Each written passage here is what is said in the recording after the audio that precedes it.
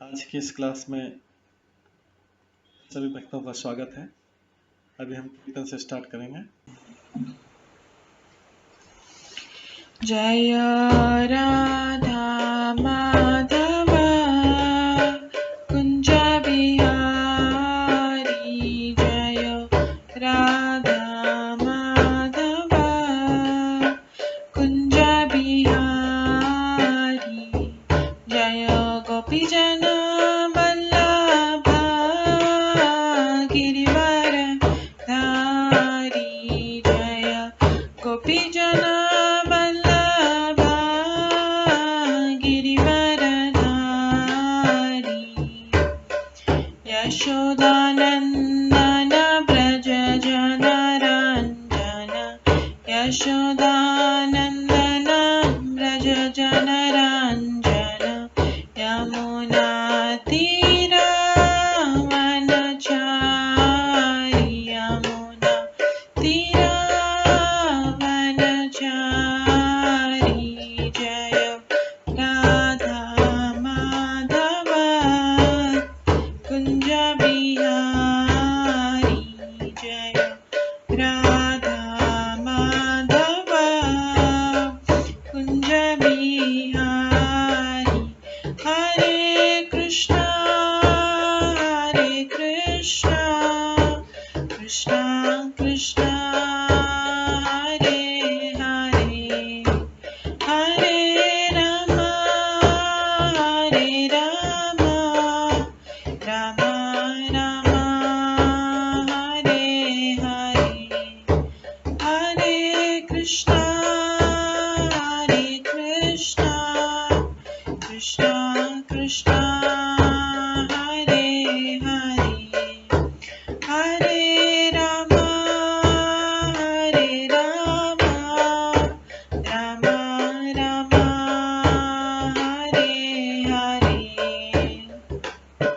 कृष्णा कृष्णा कृष्णा हरे हरे, हरे राम राम राम हरे हरे, हरे कृष्णा कृष्णा कृष्णा हरे हरे, हरे राम राम राम हरे हरे, हरे कृष्णा कृष्णा कृष्णा हरे हरे, हरे राम राम राम हरे हरे, हरे कृष्णा कृष्णा कृष्णा हरे हरे, हरे राम राम राम हरे हरे, हरे कृष्णा कृष्णा कृष्णा हरे हरे, हरे राम राम राम हरे हरे, जय राधा माधव राधे, जय राधा गोविंद राधे, जय गौरनताय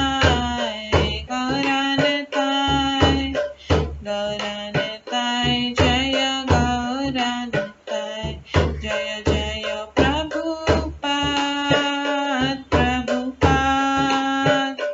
प्रभुपाद जय जय प्रभुपाद, जय जय गुरुदेव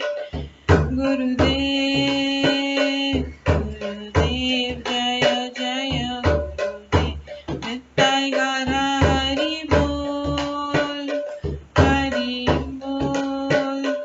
हरि बोल नित्य गौर हरि बोल।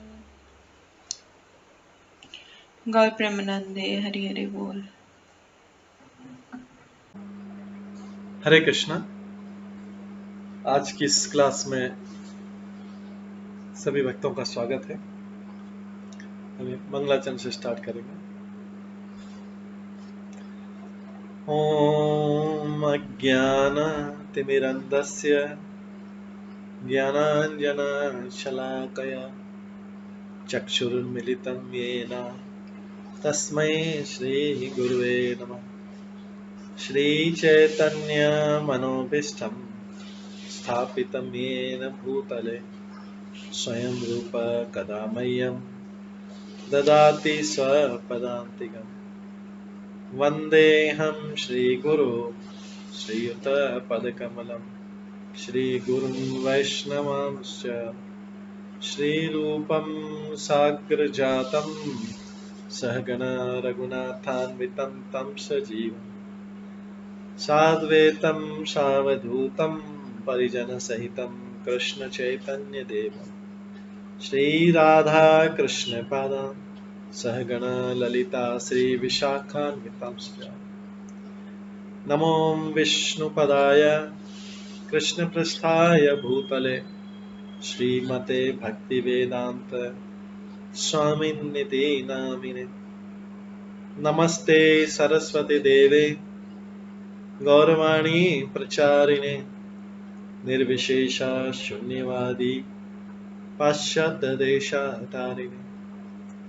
वाञ्छाकल्पतरुभ्यश्च कृपा सिन्धुभ्येव च पतितानां पावनेभ्यो वैष्णवेभ्यो नमो नमः। जय श्री कृष्ण चैतन्य प्रभु नित्यानंद श्री अद्वैत गदाधर शिवासादि गौर भक्तवृंद। हरे कृष्णा कृष्णा कृष्णा हरे हरे, हरे राम राम राम हरे हरे। ओम नमो भगवते वासुदेवाय। ओम नमो भगवते वासुदेवाय। ओम नमो भगवते वासुदेवाय। नारायणं नमस्कृत्य नरं चैव नरोत्तमं देवीं सरस्वतीं व्यासं ततो जयमुदीरये। नष्टप्रायेषु भद्रेषु नित्यं भागवत सेवया भगवते उत्तम श्लोके भक्तिर्भवति नैष्ठिकी। कृष्णाय वासुदेवाय देवकी नंदनाय च नन्दगोपकुमाराय गोविन्दाय नमो नमः। सर्ववेदान्तसारमे श्रीभागवतम् इष्यते तद्रसामृतात् नान्यत्र स्याद्रति क्वचित्। आराध्यो भगवान् ब्रजेश तनयस्तनधाम वृन्दावन रम्या काचिदुपासना व्रजवधूवर्गेण या कल्पिता। श्रीमद्भागवतं प्रमाणम् अम्लं प्रेम कुमार्थमः श्रीचैतन्य महाप्रभुमतम् इदं तत्रादरो न परम्।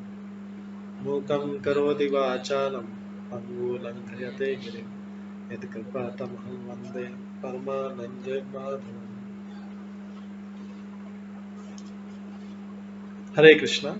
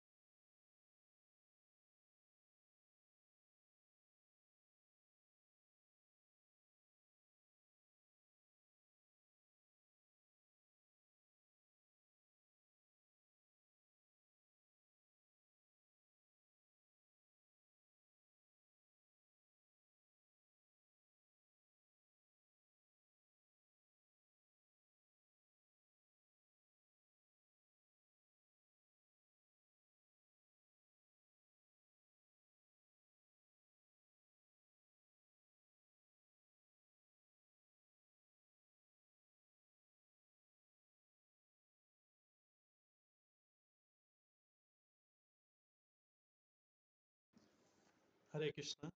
आज की इस क्लास में सभी भक्तों का स्वागत है।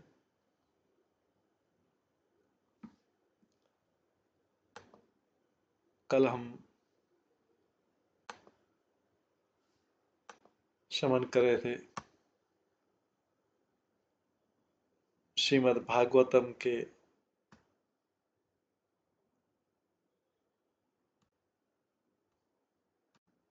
10वें स्कंद के 33वें अध्याय से श्रवण कर रहे थे। इसमें हमने श्रवण किया था कि जो भगवान जब पुनः लौट के आए रास नृत्य में उन्होंने प्रवेश किया तो नृत्य करती गोपियों के भगवान कृष्ण अत्यंत शोभायमान प्रतीत हो रहे थे। जिस तरह सोने के आभूषणों के बीच मरकतमणि शोभा पाता,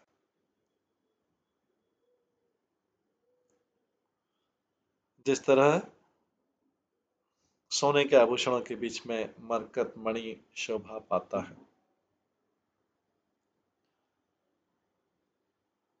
और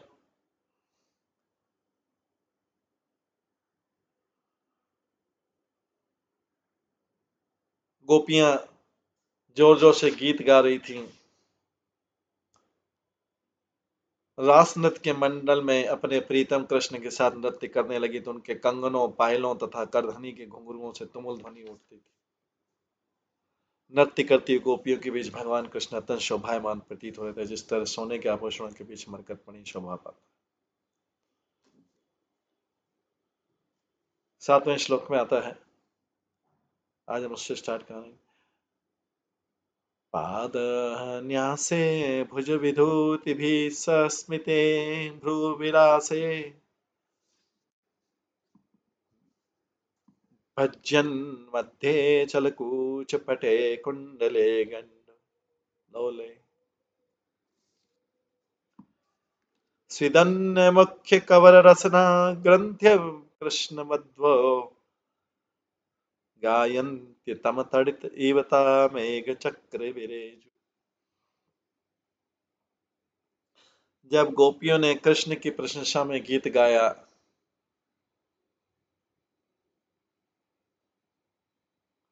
तो उनके पांवों ने नृत्य किया।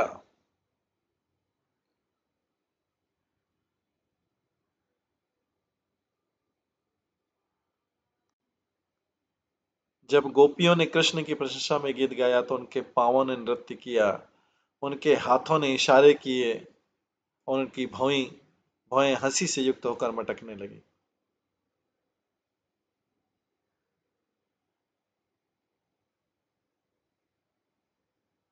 जिनकी वेणियां तथा कमर की पेटियां मजबूत बंधी हुई थी, जिनकी कमरें लचकी हुई थी, जिनके मुखों पर पसीने की बूंदें झलकती थी, जिनके स्तनों को ढके हुए वस्त्र इधर उधर हिलते डुलते थे तथा जिनके कानों की बालियां गालों पर हिल डुल रही थी, कृष्ण की ऐसी तरुणी प्रियाएं बादल के समूह में बिजली की कौंध की तरह चमक रही थी।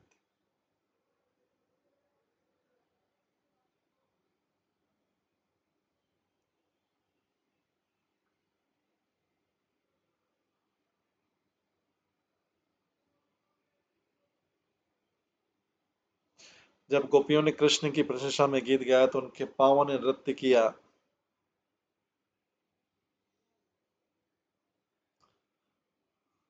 उनके हाथों ने इशारे किए और उनकी भौएं हंसी से युक्त होकर मटकने लगी।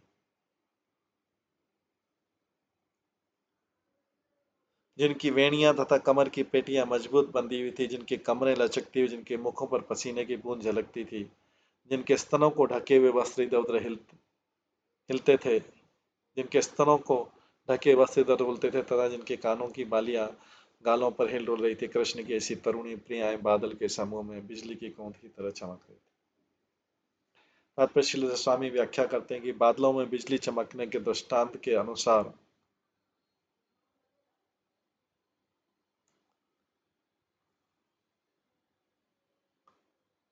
बादलों में बिजली की चमक के दृष्टांत के अनुसार गोपियों के सुंदर मुखड़ों पर पसीने की बूंदें कोहरे की बूंदों के अनुरूप थी और उनका गायन गर्जना के समान था।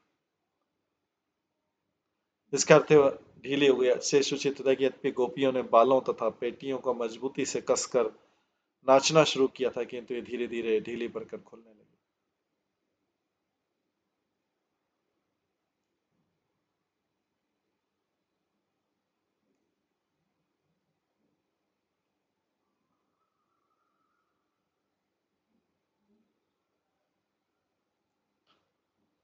श्री विश्वनाथ चक्री ठाकुर संकेत करते कि गोपियां मुद्राएं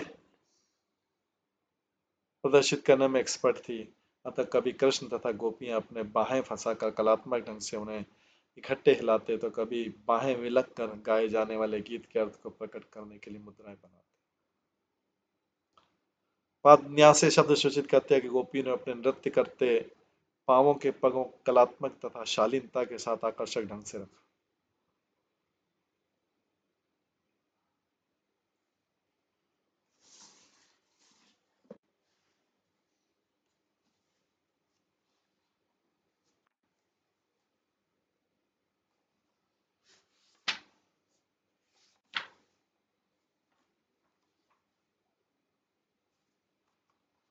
ये थी गोपियां को डांस कर रही थी, गोपिका कृष्ण के साथ में इस प्रकार से ये महारास चल रहा था।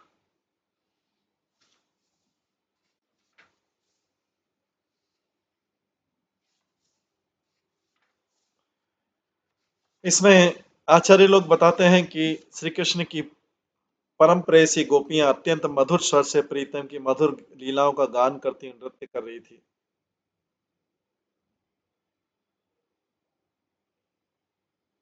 नृत्य के समय गोपियां विचित्र भावभंगी से अपने चरणों को रख रही थी तथा उन चरणों की गति के अनुसार भुजाओं द्वारा कलापूर्ण भाव प्रकट कर रही थी। कभी कभी मंद मंद रूप से मुस्कुराती तो कभी भौएं मटकाती। नाचते नाचते उनकी पतली कमर ऐसी लचक जाती थी मानो टूट गई। नृत्य की विभिन्न भंगियों द्वारा उनके स्तन हिल रहे थे तथा वस्त्र उड़े जा रहे थे। कानों के कुंडल हिल हिल कर कपोलों पर आ जाते थे। नाचने के परिश्रम से उनके मुंह पर पसीने की बूंदें झलक रही थी। केशों की चोटियां कुछ ढीली पड़ गई थीं और नीवी की गांठ खोली जा रही थी। परीक्षित उस समय कृष्ण के साथ ही ब्रज सुंदरियां ऐसी असीम शोभा पा रही थी मानो नील मेघमंडल के बीच बीच में स्वर्ण वर्ण की बिजलियां चमक रही।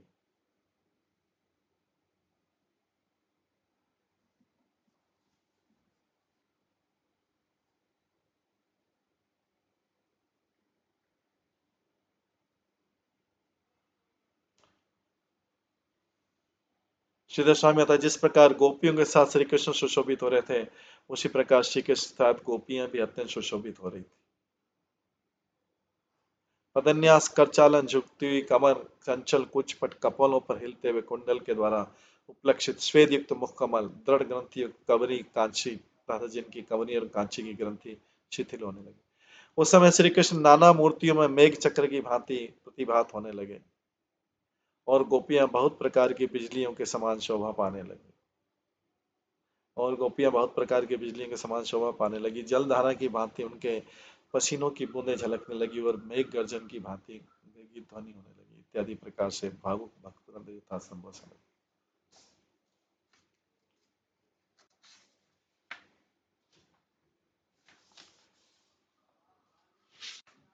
जीव गोस्वामी कहते हैं केवल ब्रज सुंदरियों के साथ श्री कृष्ण ही अधिक रूप में शोभा पाने लगे। केवल ब्रज सुंदरियों के साथ ही श्री कृष्ण ही अधिक रूप में शोभा पाने लगे, ऐसा नहीं बल्कि श्री कृष्ण के साथ गोपियां भी अत्यंत अधिक सुशोभित हो गई।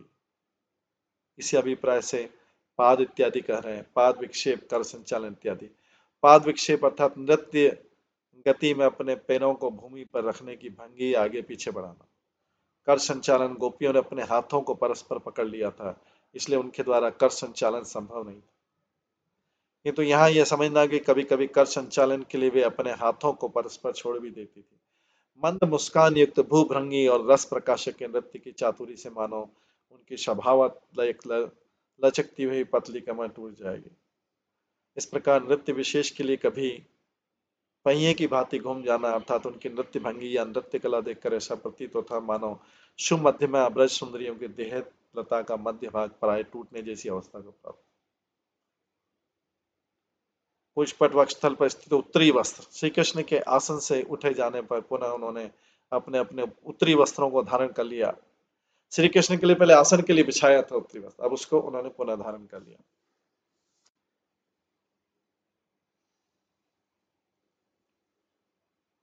कृष्ण का नाम आदि गाते गाते कृष्ण के उन्होंने प्रकाश चक्र में गोपियां शोभित होने लगी। कृष्ण और गोपियों के सन्निवेश संबंध में जो दृष्टांत दिया जाए उसके अनुसार ऐसा अर्थ भी होता है। यथा कहाँ और किसके समान शोभित होने लगी, उसके उत्तर में कह रहे हैं मेघ चक्र अर्थात मेघ समूह में बिजली की भांति। अर्थात कृष्ण वधु इस पद से श्री सुखदेव जी ने ब्रज देवियों को श्री कृष्ण की वधु का कर निर्देश दिया।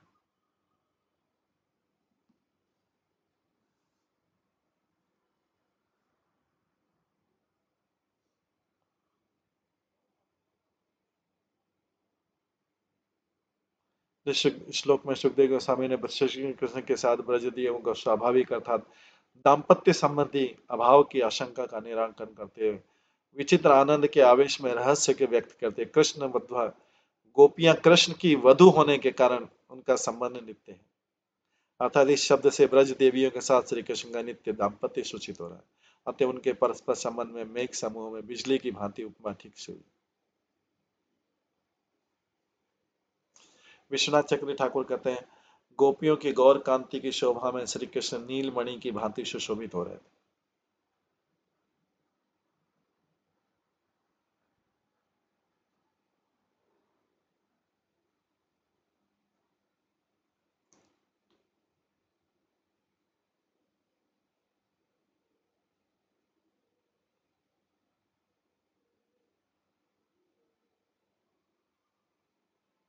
इसका वर्णन कर रहे यहाँ श्री कृष्ण के साथ गोपियां किस तरह से शोभित हो रही है इसे कह रहे हैं। गोपियों के साथ श्री कृष्ण जिस प्रकार से सुशोभित हो रहे थे उसी प्रकार श्री कृष्ण के साथ गोपियां भी अत्यंत सुशोभित हो रही।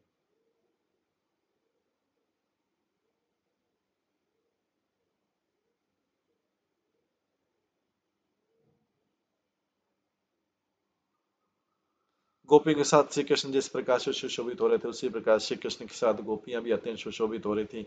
इसी अभिप्राय से पादन्यास तक श्लोक करें। पादन्यास चरण विन्यास से गोपियों की नृत्य कला का परिचय सूचित हो रहा था। उस नृत्य काल में गोपियां नाना प्रकार से पद विन्यास अर्थात कभी पैर को आगे बढ़ाना, कभी पीछे हटाना, कभी चाक की तरह घूम जाना इत्यादि, हाथों का संचालन करना और गीत के रस ताल के अनुसार सामंजस्य पूर्वक चरण विन्यास कर चालना इत्यादि अंग भंग के साथ विचित्र नृत्य गीत करने लगे।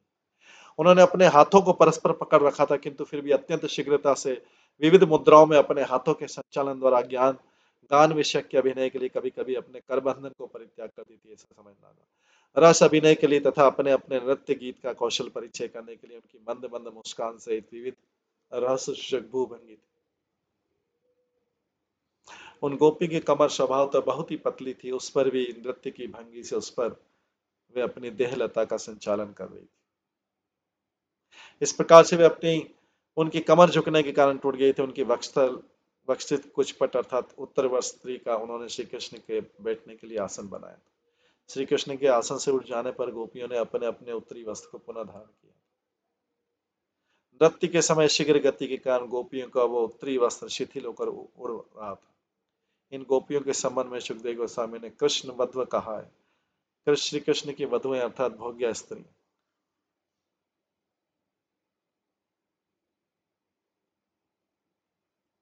अमर कोश के नानार्थ वर्ग में वधु शब्द के जाया, स्नुषा और स्त्री अर्थ इस प्रमाण से वधु शब्द के तीन अर्थ होते हैं। जाया मतलब भार्या, स्नुषा मतलब पुत्र वधु और स्त्री मतलब साधारण भाव।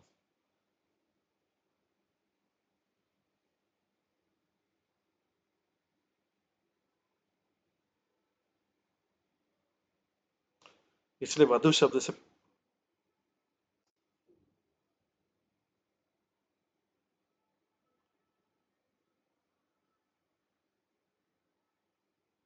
अर्थ ग्रहण करने पर श्री भीष्म देव की उक्ति से विरोध उपस्थित होता है। श्रीमद भागवतम भीष्मदेव ने कहा रास में गोप वधुएं श्री कृष्ण की प्रकृति या स्वभाव को प्राप्त हुई। भीष्मदेव ने कृष्ण पत्नी नहीं कहा।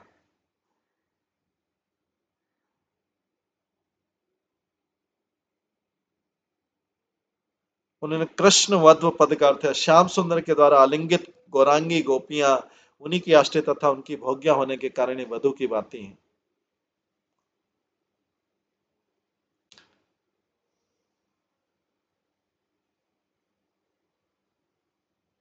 अगले श्लोक में आता है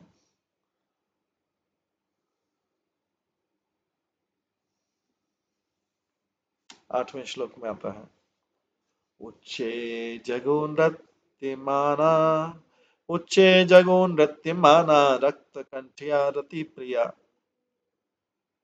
उच्चे जगो नृत्यमाना रक्तकंठ्या रति प्रिया कृष्ण अभिमर्श मुदिता यत गीतेन इदमावृतम्।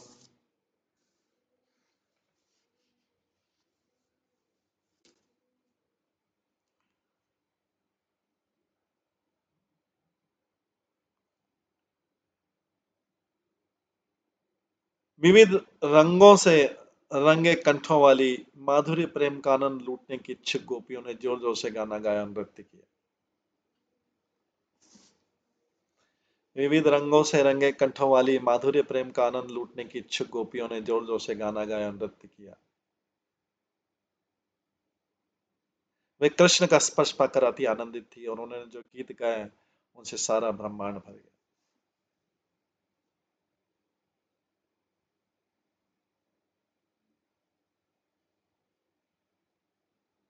विविध रंगों से रंगे कंठों वाली माधुर्य प्रेम का आनंद लूटने की इच्छुक गोपियों ने जोर जोर से गाना गाया और नृत्य किया।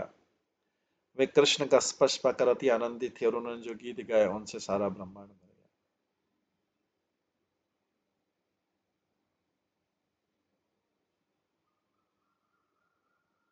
संगीत की प्रामाणिक पुस्तक संगीत सार के अनुसार तावंत एवं रागा सूर्यवत्यो जीव जाते हैं तेषु षोडशाहसी पूरा गोपी का तबला। जितनी जीव योनियां हैं उतनी ही संगीत के राग हैं।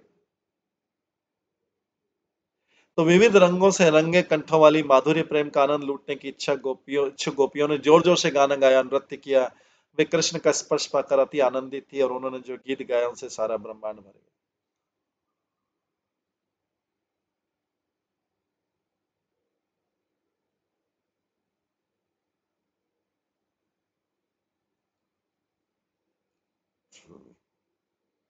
संगीत की प्रामाणिक पुस्तक संगीत सार के अनुसार तावंत एवं रागा सूर्यवत्यो जीव जाता है तेषु षोडशात पूरा गोपी का व्रता। जितनी जीव योनियां हैं उतना ही संगीत के राग है।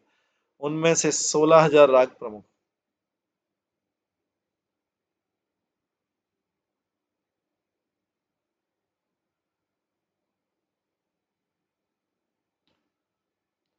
जिन्हें गोपियां प्रकट कर। इस तरह गोपियों ने 16,000 विभिन्न राग उत्पन्न किए और बाद में सारे विश्व में फैल गए। यद गीते यद गीतेन गीतेन्द्रम आवृतम शब्दों से सूचित होता है कि सारे आज भी सारे विश्व में भक्तगण गोपियों का अनुकरण करते हैं, कृष्ण की महिमा का गायन।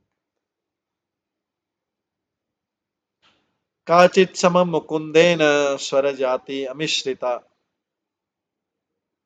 उन्निन्ये पूजिता तेन प्रीता साधु साधु इति। काचित् समं मुकुन्देन स्वरजाति अमिश्रिता उन्नियन उन्निन्ये पूजिता तेन प्रीता साधु साधु इति। तथैव ध्रुवम् उन्निन्ये तस्य मानं च बहुअदात्।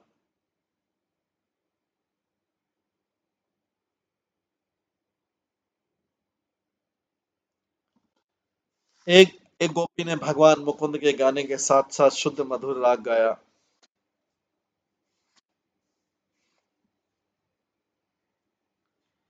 एक गोपी ने भगवान मुकुंद के गाने के साथ साथ शुद्ध मधुर राग गाया जो कृष्ण के स्वर से भी ऊंचे स्वर में था।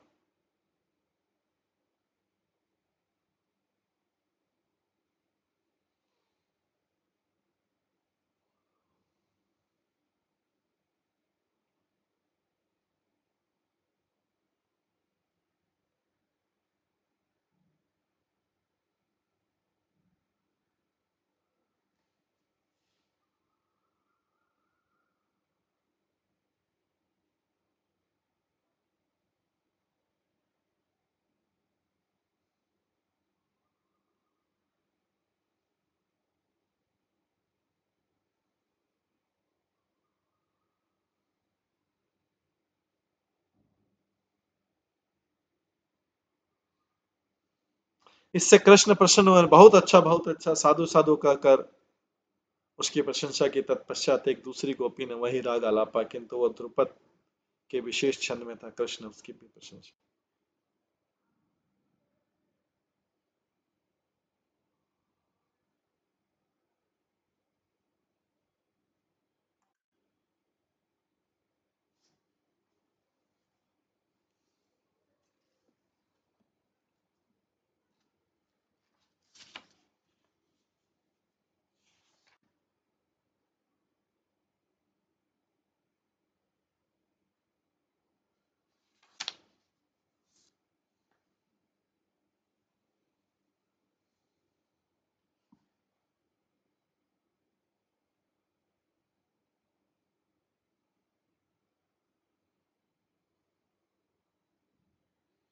रति प्रिय अर्थात श्री कृष्ण के द्वारा की जाने वाली प्रीति और वैसी प्रीति जिन्हें एकमात्र प्रिय है वो गोपियां, अर्थात श्री कृष्ण सुखी होंगे इस प्रकार श्री कृष्ण के सुख के लिए ब्रज देवी के नृत्य और गीत के विषय में जो श्रद्धा है वही उन्हें प्रिय।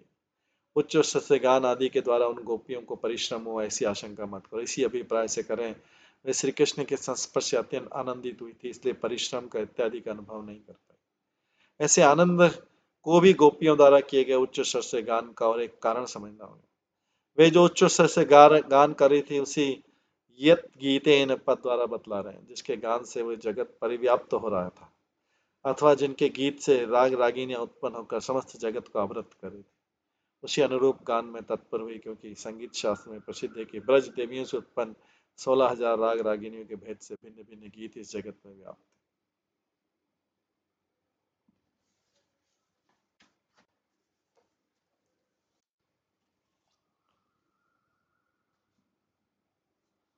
संगीत शास्त्र में प्रसिद्ध है कि ब्रज देवियों से उत्पन्न 16,000 राग रागिनियों भेद से भिन्न भिन्न गीत इस जगत में व्याप्त है।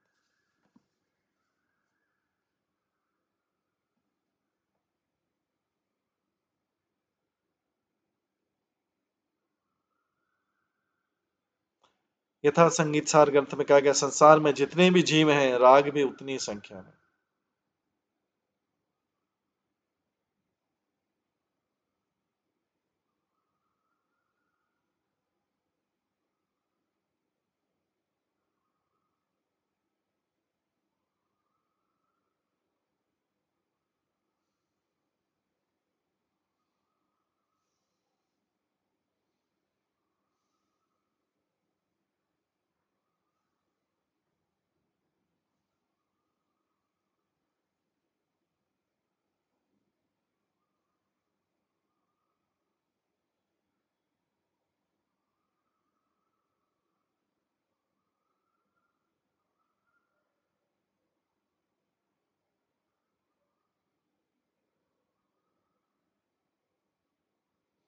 संसार में जितने भी जीव हैं राग भी उतनी संख्या में है। इनमें पूर्व काल में गोपियों के द्वारा उत्पन्न 16,000 राग ही श्रेष्ठ हैं और जो कुछ है उसकी श्रीधर स्वामी ने व्याख्या गोपियों ने नृत्य कला की परिपाटी का प्रकाशक कर श्री कृष्ण के निकट सम्मान या परम आदर प्राप्त किया था।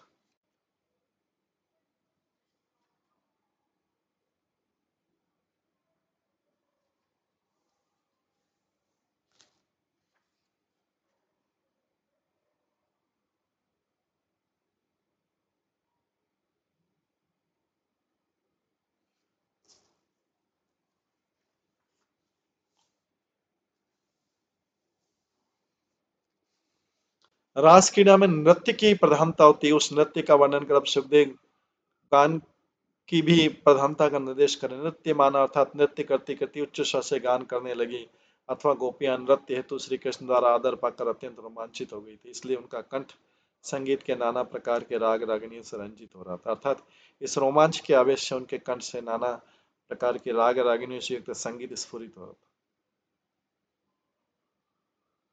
संगीत सार नामक ग्रंथ में इन राग रागिनियों के संबंध में कहा गया जगत में जितनी संख्या में जीव है राग भी उतने ही।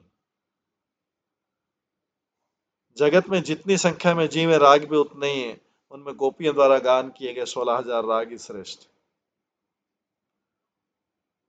पूर्व काल में रति प्रिया श्री कृष्ण के द्वारा की जाने वाली जो प्रीति है वही जिनके लिए एकमात्र प्रिय है।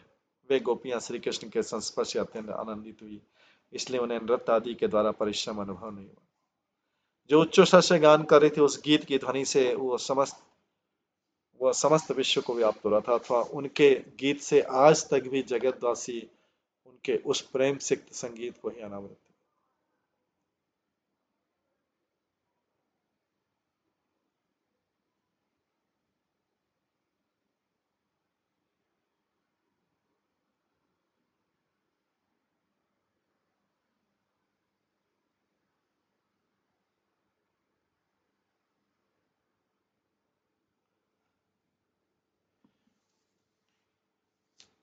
और 9वें श्लोक में बोलते हैं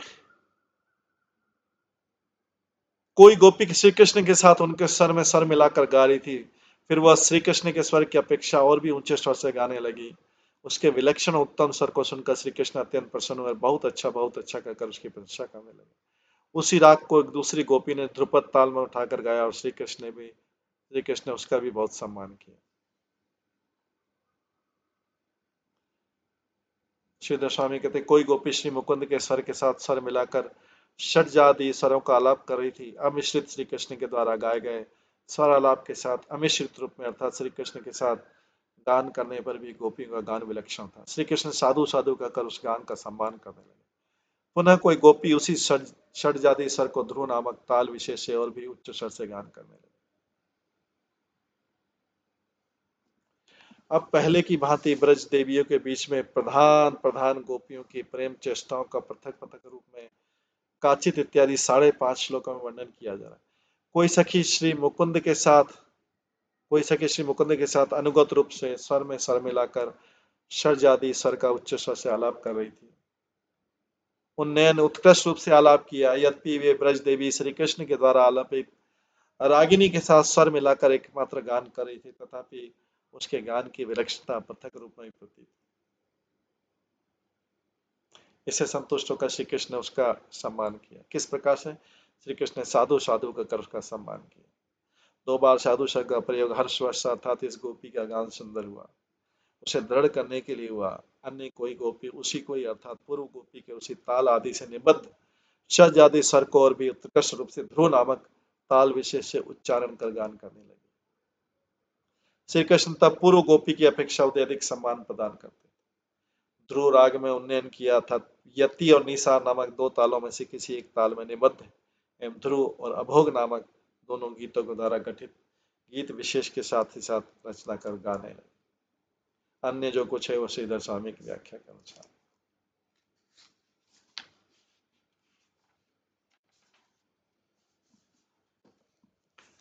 स्वर जाति के संपर्क में कहना आवश्यक है कि मत्त मयूर आदि की ध्वनि के समान षड जाति 7 स्वर है। यथा संगीत सागर ग्रंथ में क्या षडज ऋषभ गांधार मध्यम पंचम धेवत निषाद, ये 7 प्रकार के स्वर श्रुतियों से निकले।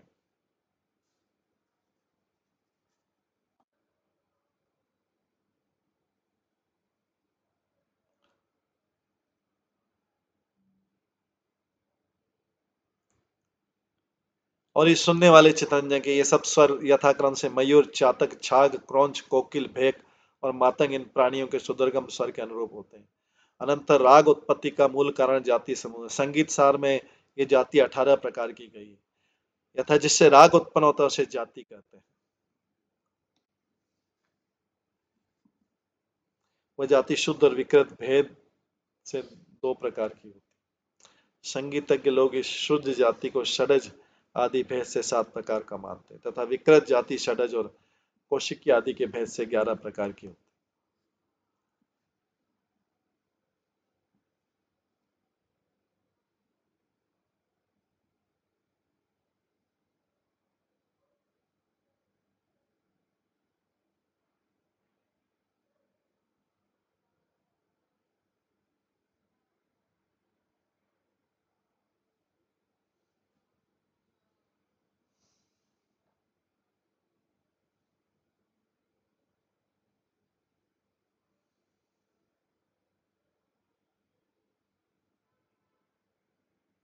इस स्थिति में कैशिकी आदि, पद के आदि शब्द, ऋषभ आदि 6 और षडज तथा द्विवी इत्यादि कुल 10 प्रकार की जानती है।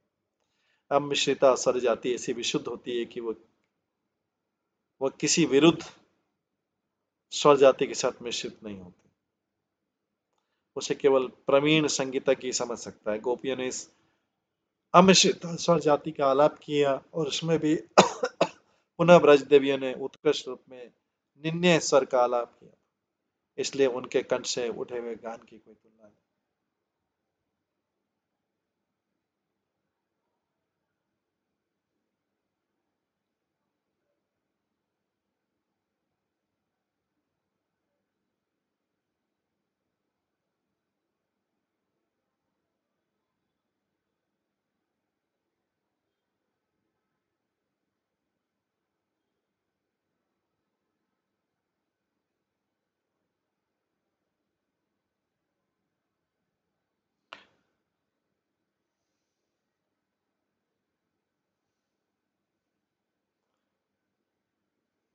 विश्वनाथ चक्री ठाकुर कहते हैं स्वर जाति के संबंध में संगीत सागर में कहा गया षडज ऋषभ गांधार मध्यम पंचम धेवत निषादी 7 प्रकार के स्वर श्रुति से निकले।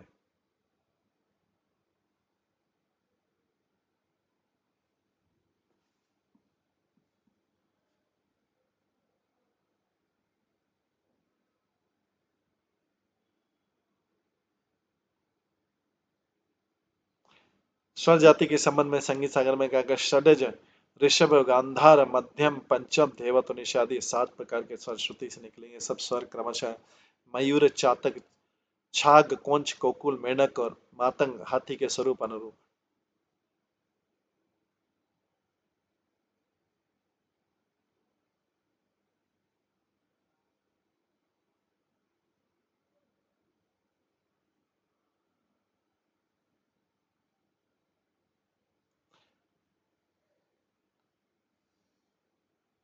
तो जो स्वर है 7 स्वर है ये भी वेदों से निकले।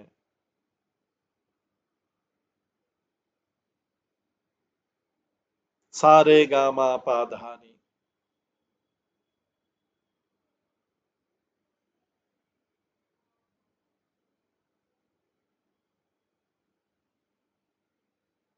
ये सब स्वर क्रमशः मयूर चातक छाग क्रोंच कोकिल मेंढक और मातंग हाथी के स्वर के अनुरूप है किंतु इनका अनुकरण करना सहज साध्य नहीं है।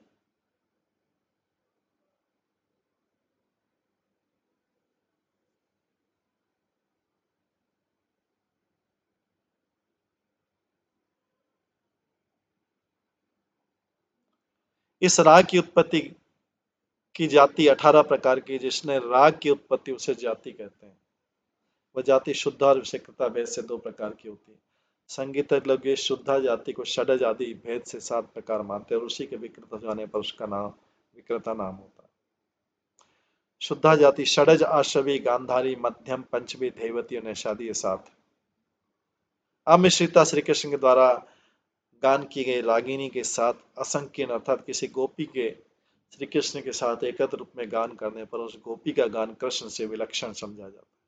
अतः शुद्ध होने पर भी दूसरी जातियों से अस्पष्ट विशेषता परम प्रवीण होने का गोपियों ने केवल उस जाति का गान अर्थात रास संगीत ही गान लिया। तदंतरात उस गोपी परम दुर्देवी विशुद्ध स्वर जाति का गान अत्यंत सुंदर रूप में देखते करते देख अत्यंत प्रसन्न होकर श्री कृष्ण ने साधु साधु कहकर अपने पीत उत्तरी को दान कर उसका सम्मान किया। ये गोपी विशाखा होगी। अन्य किसी तो सब गोपियों ने अलग अलग रागों में गाया। अन्य किसी गोपी ने उक्त स्वर जाति के उन्नयन को ध्रुव नामक ताल विशेष के साथ अत्यंत उत्कृष्ट रूप से गान किया।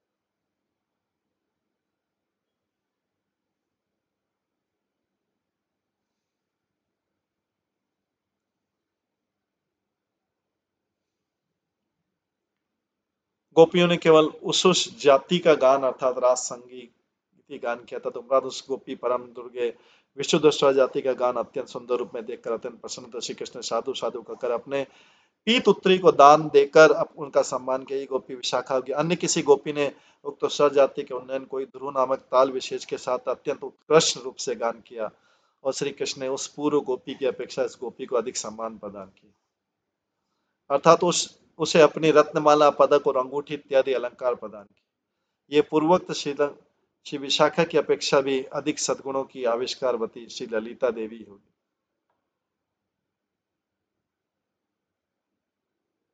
अतः पर प्रधाना दोनों के गोपियों को उत्तरोत्तर संगीत का भी उत्कर्ष लक्ष्य कर राधा ने स्वयं संगीत आलाप प्रारंभ किया। इस प्रकार अपनी सखियों में उनके ही समस्त सद्गुणों के उत्कर्ष का ज्ञापन किया। ऐसा समझ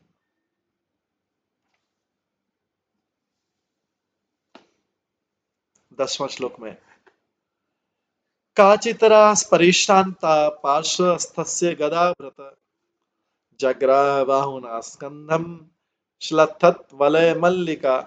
जब एक गोपी रास नृत्य से थक गई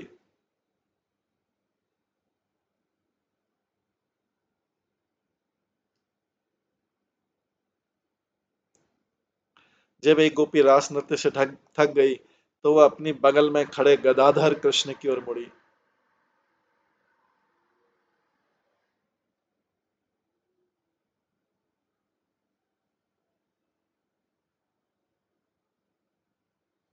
जब एक गोपी रास नृत्य से थक गई तो अपनी बगल में खड़े गदाधर कृष्ण की ओर मुड़ी और उसने अपनी बाह से उनके कंधों को पकड़ लिया। नाचने से उसके कंगन तथा बालों में लगे फूल ढीले पड़ गए।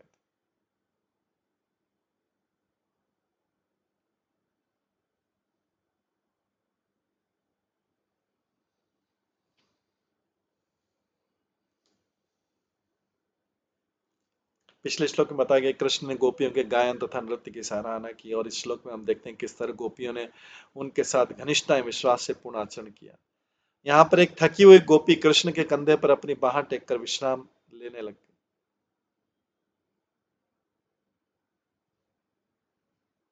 श्री जीव गोस्वामी की व्याख्या के श्लोक में प्रयुक्त गदा शब्द नृत्य शिक्षक के लिए उपयुक्त गदा की ओर संकेत करता है। कृष्ण अपने साथ ये गदा रास नृत्य के आनंद को बढ़ाने के लिए लाए थे। श्री विश्वनाथ चक्रवर्ती कहते हैं कि यहाँ पर जिस गोपी का उल्लेख है वो श्रीमती राधा रानी, जबकि पिछले श्लोक में वर्णित दो गोपियां क्रमशः विशाखा तथा ललिता।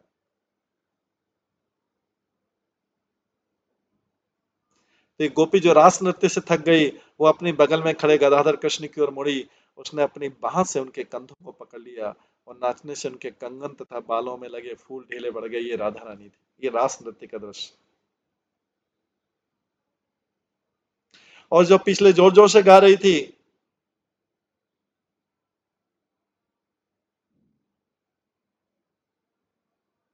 दूसरी गोपी ने भी गाया था, पहली गोपी ने भी गाया था, कृष्ण ने उनकी प्रशंसा की थी, वो थे ललिता और विशाखा।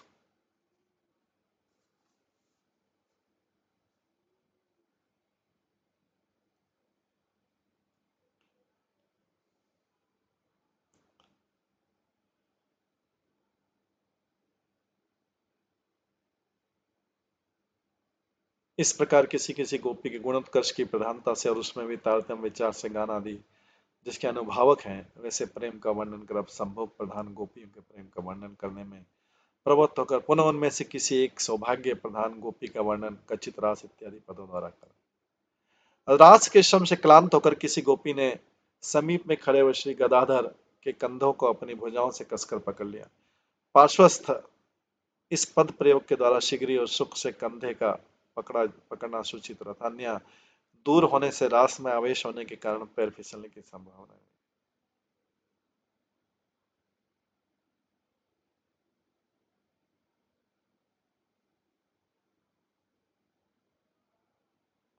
गदाधर पद के गदा शब्द रूप गदा नरकों के अधिपति को जिस रूप में शोभित होते उसी रूपी में गदाकृति यष्टि लाठी जो धारण करते हैं उसी अर्थ में गदाधर,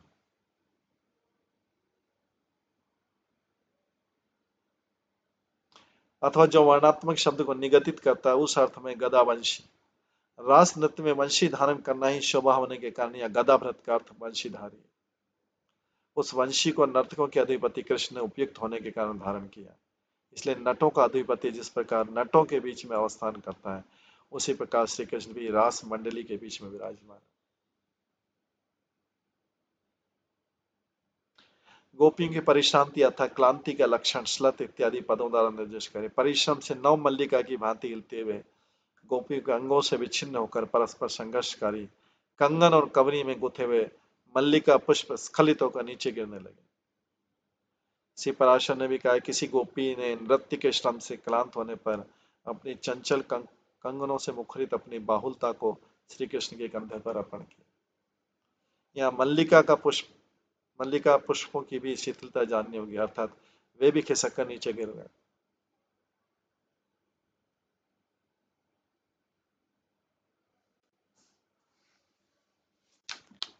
इस श्लोक में गोपियों की जो चेष्टा है वो शोभादि 10 अनुभवों में माधुरी नामक अनुभव है। माधुरी का लक्षण है सर्वस्था में सभी चेष्टाओं की चारुता या मनोहारिता को माधुरी का। इस प्रकार इस गोपी का स्वाधीन भक्त का होने का भाव और गोपी मंडल के बीच बीच अवस्थित प्रदर्शित हुई, इसलिए वे श्री राधिका है।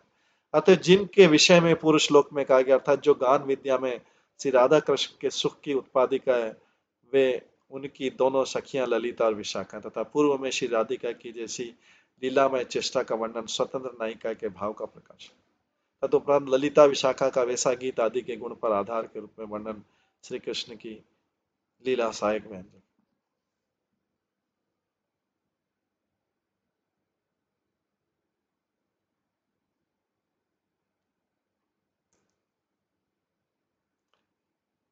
विश्वनाथ चक्रवर्ती ठाकुर कहते हैं, नृत्य गीतादि सद्गुण प्रधान सखियों का पूर्व श्लोक में वर्णन किया गया। अब यहाँ सौभाग्य की प्रधानता से सर्व मुख्यतम का वर्णन हुआ है। सरास नृत्य से अत्यंत क्लांत किसी गोपी ने समीप में अवस्थित गदाभ्रत के कंधों को अपने हाथों से पकड़ लिया। गदाभ्रत अर्थात श्री कृष्ण।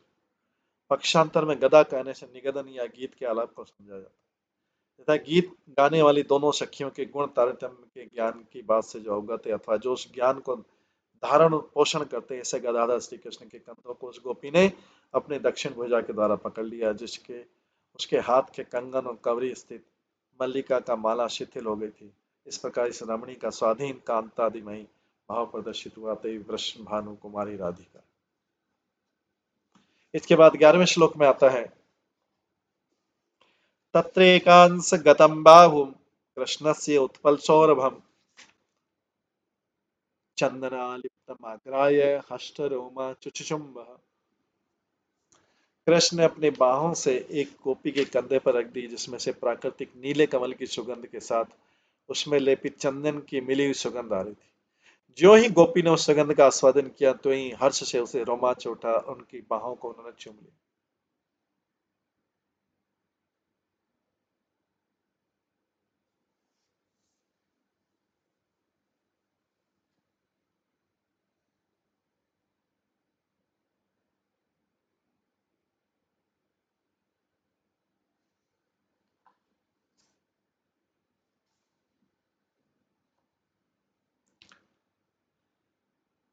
अनंतर पूर्व कथित क्रियाओं के सादृश्यवश श्लोक से सुखदेव गोस्वामी निश्चय श्यामला के विलास का वर्णन करें। उनमें से एक गोपी अपने कंधों पर रखी उत्पल पुष्प की अपेक्षा थी अधिक सौरभ से युक्त चंदन लिप्त श्री कृष्ण की बाहु को चुंबन करने लगी।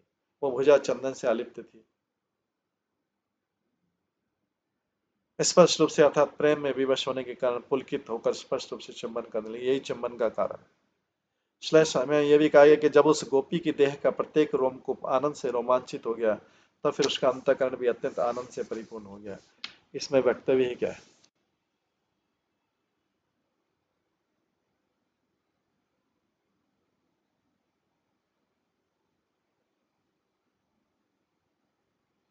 इस प्रकार से अंतःकरण की अवस्था के सूचित होने पर संकोच रहित हृदय से श्री कृष्ण के कर कमल के चुंबन में कुछ प्रगल्भता का भी प्रकाश हुआ है।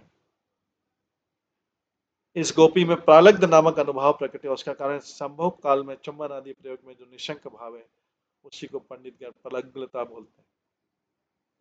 विश्वनाथ चक्री ठाकुर लगते हैं कि किसी एक गोपी ने अपने कंधों पर अर्पित उत्पल पुष्प की अपेक्षा सुगंधित श्री कृष्ण की बाहु का चुंबन किया। स्वभावतः ही श्री कृष्ण के अंगों की गंध उत्पल पुष्प की अपेक्षा अधिक है, अतः चंदन की गंध से उन अंगों के स्वाभाविक गंध का आवरण या लुप्त होना संभव है।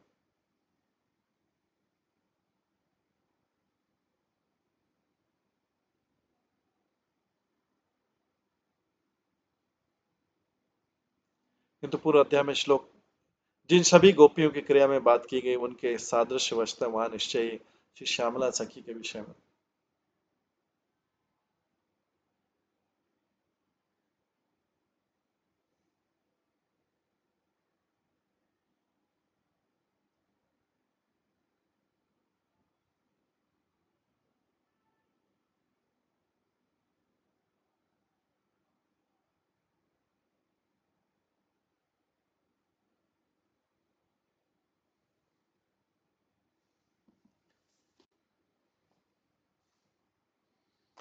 कस्याश्चित् नाट्य विक्षिप्त कुंडल मंडितम गंडम गंडे संत्यत्या प्रादात तांबुल चर्वितम।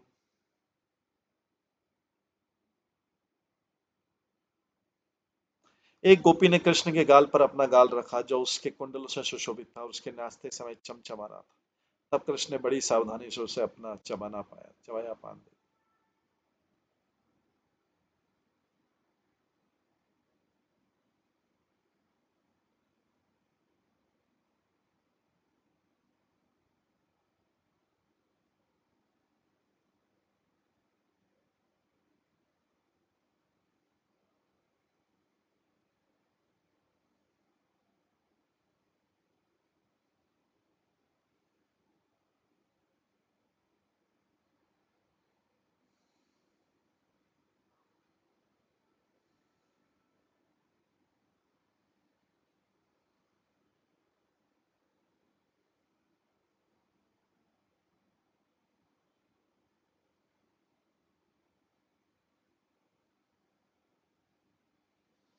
12वें श्लोक में आता है कस्याचित नाट्य विक्षिप्त कुंडल तुषमंडितम गंडम गंडे संधत्या प्रादात तांबुल चर्वितम। एक गोपी ने कृष्ण के गाल पर अपना गाल रख दिया और जो उसके कुंडलों से सुशोभित था और उसके नाचते समय चमचमा रहा था। तब कृष्ण ने बड़ी सावधानी से उसे अपना चबाया पान दे दिया।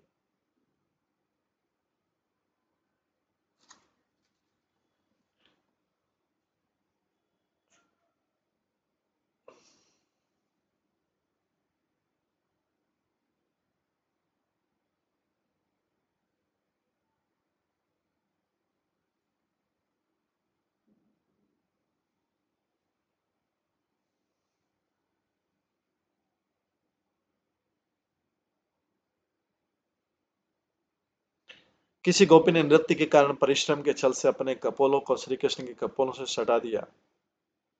अर्थात इस गोपी के मुख को अपने मुख के सामने लाकर अत्यंत आदर सहित श्री कृष्ण ने उसके मुख में अपने मुख से चबाया और तांबुल प्रदान किया। अतः निगुण अर्थात वस्त्र दात में षष्ठी अर्थात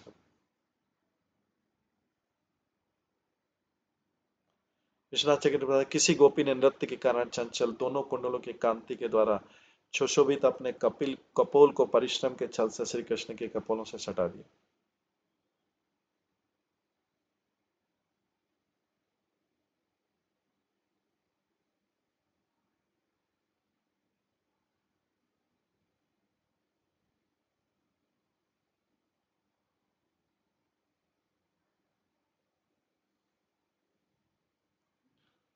तब श्री कृष्ण ने उस गोपी के मुख को अपने मुख के समूल लाकर आदर सहित अपने मुख से चर्वित पान को उसके मुख में प्रदान किया। और अध्याय में उक्त गोपी के साथ साम्यवशता है वे शेब्या ही हो।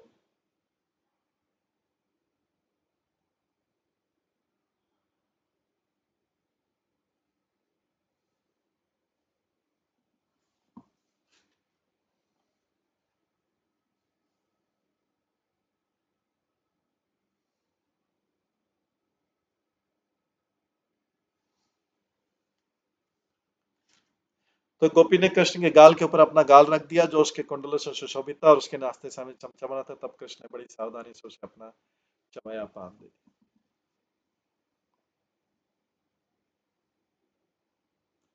ये गोपी सभ्यता साम्यावस्था में शेब्या ही होंगी ऐसा अनुमान किया जाए।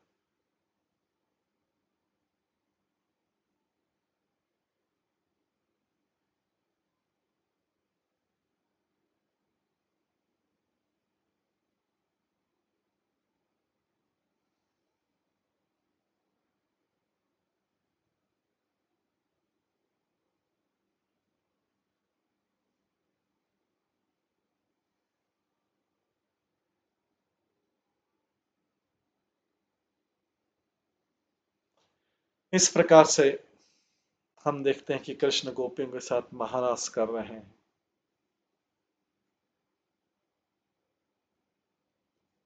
और